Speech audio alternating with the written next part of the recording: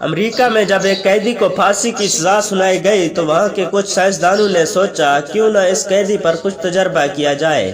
قیدی کو بتایا گیا کہ ہم تمہیں پھانسی دے کر نہیں ماریں گے بلکہ زہریلا کوبرا سانپ سے ڈسا کر ماریں گے۔ اس کے سامنے بڑا سا زہریلا کوبرا سانپ لے آنے کے بعد اس کی آنکھیں بند کر کے اس کو کرسی سے باندھ دیا گیا اور اس کو سانپ نہیں بلکہ 2 سیفٹی پن جب باٹی گئی، قیدی کی کچھ سیکنڈ ہی میں موت ہو گئی۔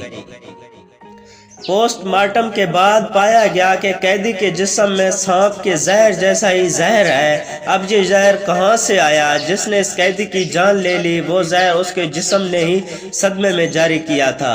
ہمارے ہر عمل سے مثبت یا منفی توانائی بنتی ہے اور وہ ہمارے جسم میں اس کے مطابق ہارمونز تیار کرتی ہے۔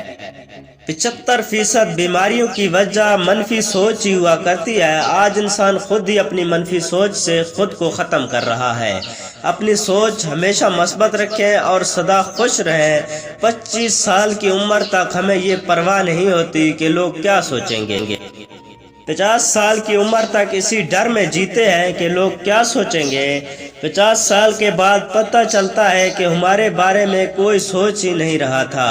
زندگی خوبصورت ہے، اس لیے ہمیشہ خوش رہیں۔ امید کرتا ہوں دوستو آپ کو آج کی ویڈیو اچھی لگی ہے، اسے لائک کریں، چینل کو سبسکرائب کریں۔ جزاک اللہ۔